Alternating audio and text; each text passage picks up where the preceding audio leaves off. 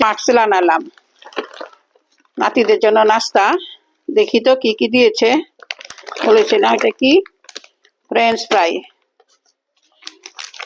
তারপর আনলাম কি প্লেন পরাটা, পরোটা দিয়েছে 2টা।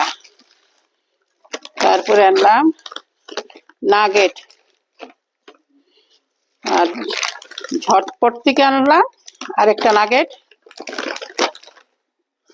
তারপর একটা আমার জন্য আনিয়েছি আলু পরোটা।